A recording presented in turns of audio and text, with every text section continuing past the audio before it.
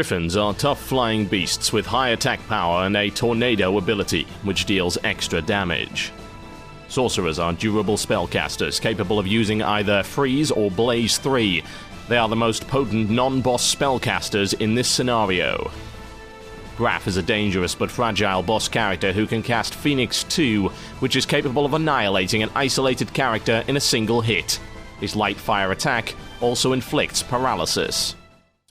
Ladies and gentlemen, welcome to Let's Play Shining Force 3. This is Battle 26, and what an army we have arrayed against us. Quite dangerous. It's going to take us a while to get across the field, so let's use the wonders of modern video technology and make it happen. Oh, there we go. How fantastic.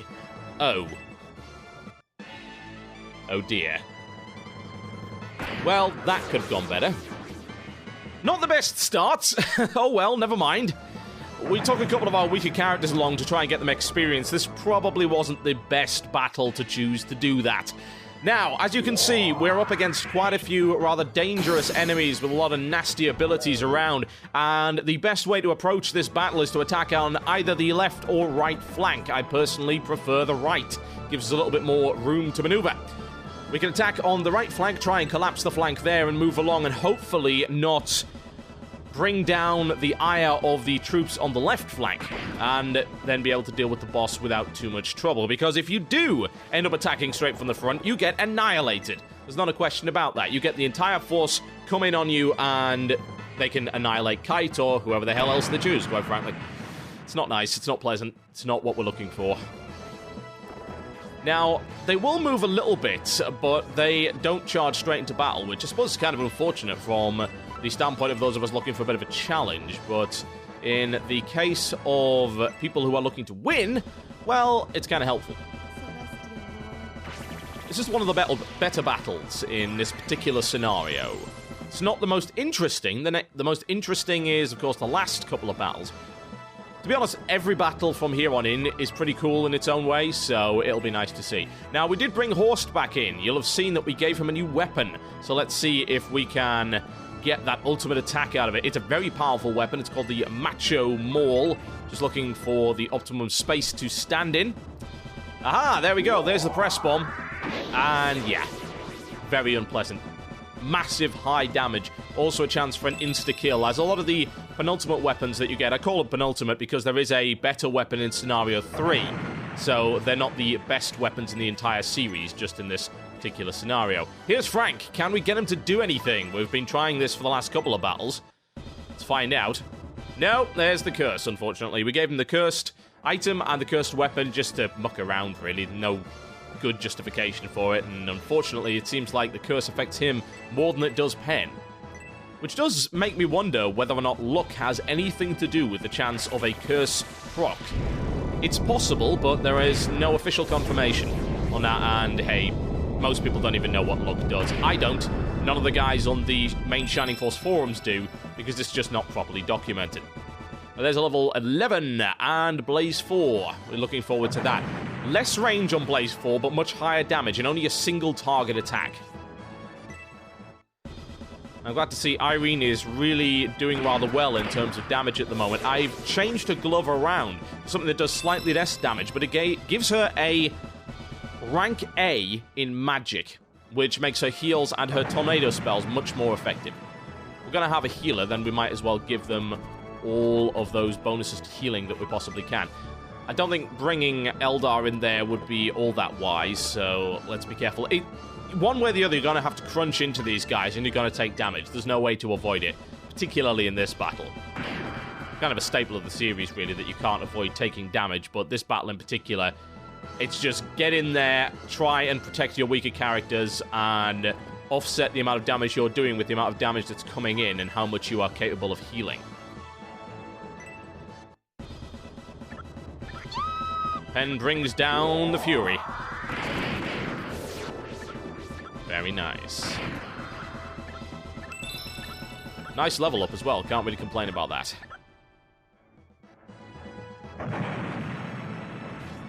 Now, those sorcerers are what I'm really worrying about at this point. They've got big range, but to be honest, we don't have a choice in the matter. They would be able to attack from that distance anyway, even if we held all the way back. So let's just get in there, try and kill them before they can kill us.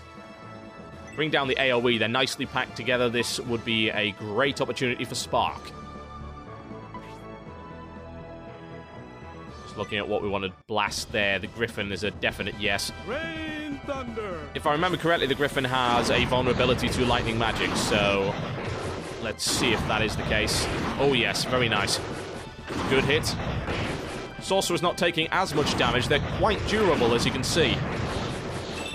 Something we're going to have to watch out for. I think one way or the other we're going to be eating spells. See what we can do about maybe blasting them again. Now, I can't do quite as much damage with this spell with Noon that I could say with Mascarin. Noon is not well attuned to light magic. Spirits, help me. However, the area of effect is enough to offset that disadvantage. Could at least get rid of the Harpy, do a lot of damage to the Sorcerers, leave them vulnerable. And of course, strike the Griffin, or the Silver Knight in this case. Not something you can do very often, very costly spell. Now here's the Sorcerer. I did hope that the Sorcerer wouldn't get a chance to move quite yet. Going to be eating a pretty heavy hit here. Kite will resist it rather well due to his elemental resistance that you get with the Phoenix Sword. Pen, on the other hand, I'd imagine Noon are going to be taking big hits. Not too bad on Noon, but that's not great on Pen, and if we eat another AoE, we're going to be in trouble. Thankfully, the AI is too stupid. Yes. Quite.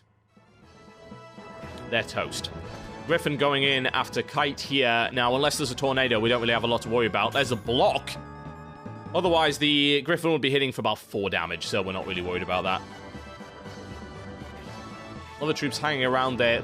The boss still suffering from that syndrome of refusing to go in. Admittedly, if the boss did rush in at this point, the boss would be toast and this battle would be over. That's gonna hurt. Fortunate, very fortunate. Could have been a death. Silver Knight flanking around the side there, going after Horst. That's probably not a good idea. Wow. Yeah, he's probably regretting that at this point. I would be. Right, now it's time to bring the pain. I want to try and take out as many of these as possible. The Griffin would be a good shot initially, I would think. Exploit the vulnerability. And there's the special. Yeah, he ain't getting out of that one.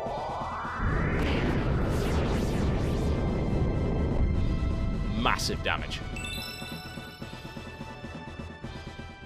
All of these monsters, of course, are new and are generating a vast amount of XP for us.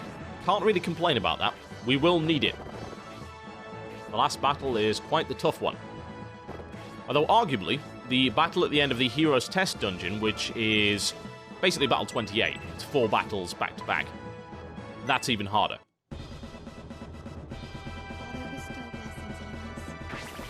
Make use of that aura. Pretty much prime target. That's the only real... well, there's 2 advantages to bunching you guys up here. Perhaps 3. The first, of course, being that you can protect your vulnerable characters. The second being that you can use aura to great effect. And the third advantage is the fact that Braff has Phoenix. Phoenix 2, in fact. Any character gets caught on its own against Phoenix 2, yeah, it's dead. You just won't survive that. So bunching the characters up makes Braff's Phoenix very ineffective. Another press bomb. Not necessary, but nice to see nonetheless. 73 damage this time. A lot of XP for Horst. Really being the star player. Now let's see if we can get some effectiveness out of Frank. And yes, we get a hit. It's a Venom Fang. That's an insta-death hit. Totally destroyed. The Venom Fang is very nice. It's part of the Pokey Claw. Don't ask me why. The Pokey Claw, which is what he's using at the moment, a Cursed Claw. But Venom Fang is an insta-kill ability, and it does proc quite often. Right, well, now would be the time to snipe off these sorcerers. Looking for a possible soul steal. Not going to happen there. They're not properly arranged. This is Blaze 4. No extra graphics other than a few extra fire streamers there, but extremely hefty damage. 47. Not a lot of range on it, but great for striking down powerful individuals. Right, now, I think that we're in a good position here to push Irene forward just a tad. Now, we could use this Tornado. We've just got Tornado 3, and we have the new Pretty Glove, as it's called, which gives you rank A in magic. So I'd imagine this Tornado could hit pretty hard. One way to find out. As much as I'd like to charge in there and take on the Knights, I think Irene would probably get toasted if that happened. A couple of charges in there or a hit from Braff would send her flying. Let's get Eldar up front in order to protect Kite. Let's see what Pen is capable of. See if we can get a land effect. Now, 30% there. Pen Dynamo. A nasty hit. Good to see Pen continuing to be effective, even though he is a gimmick. He's a good gimmick, though.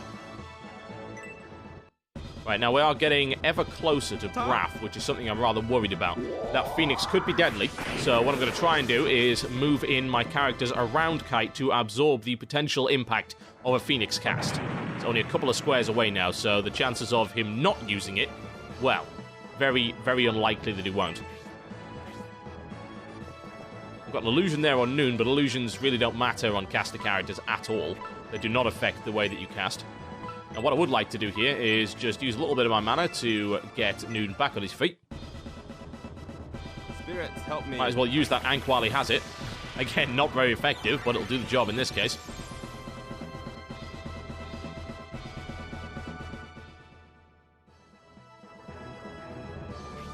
Right, there's that Griffin coming straight in. We're going to get a Tornado. No, we won't. Not a big hit. Nothing really to worry about there. But we do need to group up just in case Braff goes in. Now, this would be an ideal opportunity to take that Griffin out. I would like to get the attack bonus there, but what I would not like is Braff to simply run along and kill Hayward in a single hit. And yes, he can do that. As the paralysis, the Griffin inexplicably not falling out of the sky. Now, this is something I don't get. I don't know why they're doing that, sort of bunching up there. Now, that would make sense if Braff decided to move backwards, but in this case he didn't, and here comes the Phoenix too. I don't think this is going to work so well. Particularly with the large bunched up group I've got here. Yep, that has completely destroyed its effectiveness. Nothing to worry about then. Braff putting himself in a very vulnerable position. Within range of almost our entire force.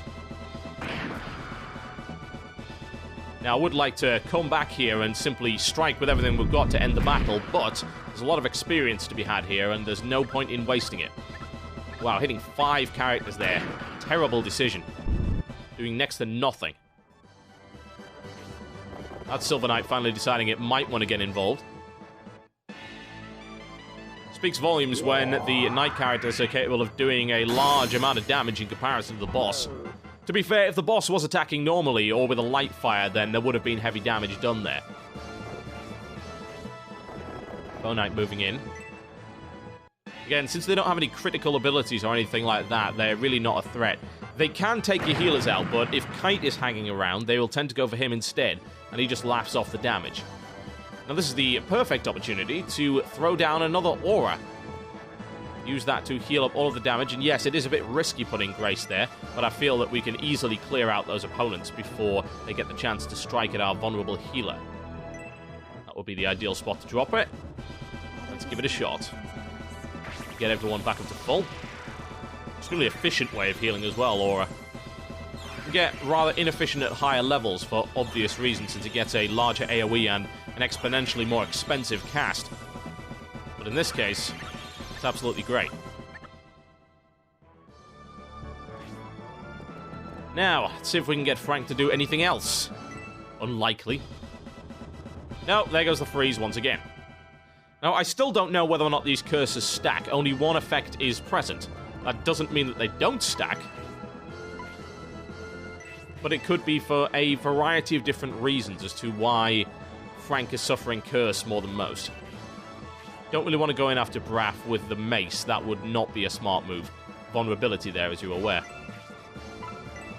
Perfect opportunity to blast the opponents with lightning. And Masquerin, of course, very effective with this spell. More so than Kite or Doom. suffering the big damage.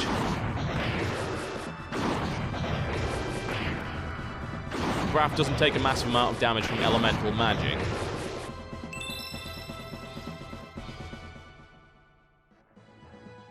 Might not have a lot of HP, but he does have high defense, both against physical and magic attacks. It's questionable whether or not I want Irene anywhere near Braff at this point. What I would like to do is try and get into that group there and try and do some damage. Oh, first appearance of the Vortex Kick. Youch. Yeah. Very nasty. Very cool looking move. Probably in my top 5. It's pretty rare to see that one. She only learned it recently. I don't want to go too far in there. A bit risky. What I can do is move Kite around there. The risk of doing that, of course, is that I would end up with Braff in the middle of my party. So best to keep Braff's attention firmly centered on Kite, who's capable of taking the hits. Braff's AI is known for being a little bit unpredictable, however, so it's possible that we might take losses. Pretty tricky to avoid. You remember the battle way back at the Elvism statue where Spiriel also demonstrated some very unpredictable AI. Well, Braff is quite similar in that regard. It's something you have to deal with. Now, of course, I could end the battle, but I'm taking the risk here to try and get some extra experience. Prepare to die. Plus, you know, leaving these traitorous bastards on the field alive. No, I don't think so.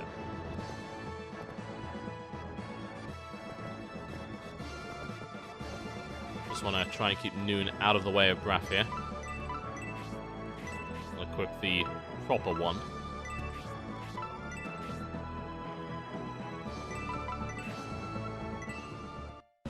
Don't want to waste too much mana here. Now bear my Arctic The freeze one will blast. probably be enough to kill him anyway. Let's find out if that's true. Oh yes, there you go. Efficiency, folks, that's what it's about, efficiency. And that's a rank 3 friendship there with Mascarin. That's going to be very useful in the later battles because we'll be able to inflict some very heavy magical damage. Tag teaming with Noon and Mascarin there. I don't want Hayward to get killed by Braff. And a special again. Not the best special, but hey, damage is damage. Braff being taken down to 35 now.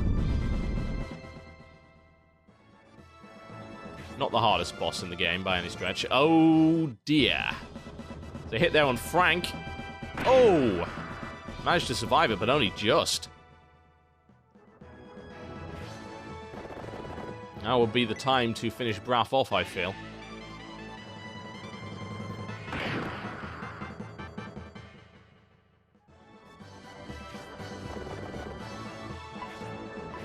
Oh, I think it's going to be too late for poor old Frank there. Yep, unless we get a dodge, he is toast. And down he goes. Do we care? No. Frank's a B-lister. He has no friendships with anyone. He is a loner. Now, while his Bonites have not been too much of a threat so far, flying creatures, well, it's a different story. It's something you want to try and watch out for. And another strike there. Bonites using their AI to good effect for once.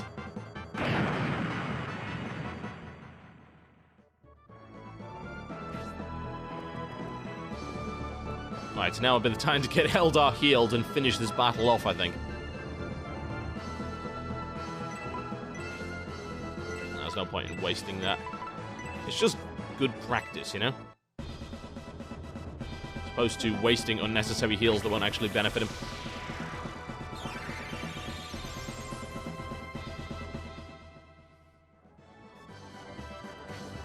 Right. Are we quite finished with the mucking about? See there. It's very interesting. There's nothing there. But there will be. A very odd bit of coding there. Just a little Easter egg, as it were.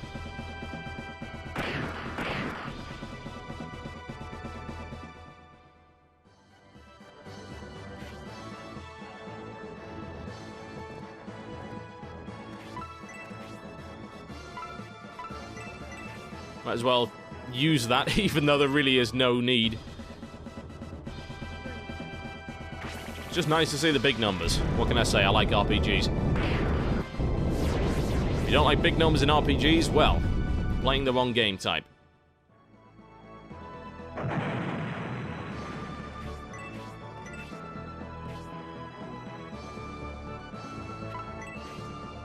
Right, I think we're about done here. And there's the last strike from Eldar, and down goes Braff. Partnership and a photon blade there. Very nice weapon. If you use blades, we don't. So it's not much use. Ladies and gentlemen, you have been watching Let's Play Shining Force 3, Battle 26. Slowly getting more difficult. I shall see you next time.